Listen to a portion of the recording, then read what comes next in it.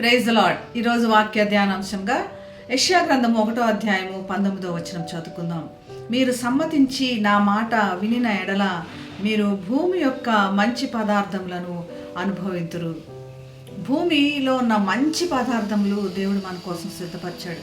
ఆ మంచి పదార్థములతో, కేవలం మంచి పదార్థములతోనే మనం పోషింపడాలని దేవుని యొక్క ఆశ. మనం ఏ విధంగా కూడా తక్కువ కాకుండా అభివృద్ధి చెందుతూ సమృద్ధిగా మంచి పదార్థాలతో ఉండాలని, కేవలం మంచిని అనుభవించాలన్నది దేవుని ఉద్దేశమైనది. దేవుని యొక్క మంచి అన్న దాంట్లో చూస్తే దేవుని శాంతి, సమృద్ధి, సంరక్షణ, దేవుని అనుగ్రహం, దేవుని కృపావరమైన పరిశుద్ధాత్మ, ఇవన్నీ మెండుగా మనకి దేవుడు సిద్ధం చేస్తున్నాడు. అవి మాత్రమే కేవలం మనకి ఇవ్వాలన్నది దేవుని ఉద్దేశం. యేసుని అంగీకరించిన వారందరూ కూడా వారిని అడిగినప్పుడు తప్పకుండా వారిలో ఇటువంటి అనుభవం కనపడుతుంది. దేవుని యొక్క ఆత్మశాంతిని కనుగొంటారు. దేవుని సంతోషం, అంతరంగంగా మార్పు, క్రీస్తులో ఫలించిన వారిగా ఉంటారు. మరి దేవునికి సమ్మతించాలి అన్నది దేవుడు మన దగ్గర నుంచి కోరుకుంటున్నది. దేవునికి వ్యతిరేకంగా ఉండి మనం ఏం చేయగలం? ఎక్కడికి వెళ్ళగలం? దేవునికి సమ్మతించాలి, ఆయనకి లోబడాలి.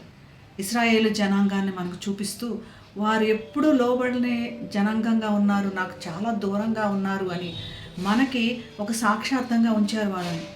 వాళ్ళు లోబడని విధంగా ఉన్నారు. మీరు నాకు లోబడండి. పిల్లల్ని చంటి బిడ్డల వల్ల వారు పెంచాను, వారు నాకు దూరంగా ఉన్నారు.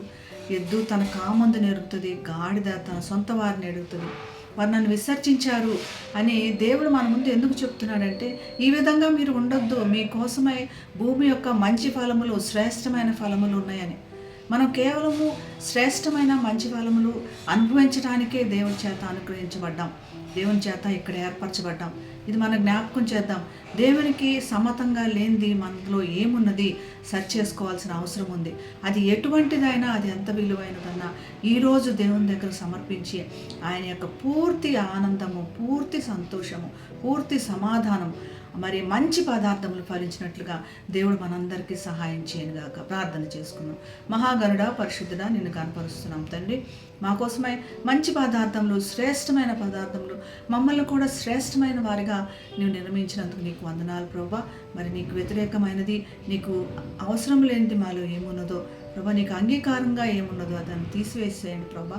దానికి మేము లోబడేటువంటి మనసు మాకు దయచేయమని యేసు నామమున ప్రార్థిస్తున్నాం తండ్రి. ఆమేన్. Have a blessed day. God bless you.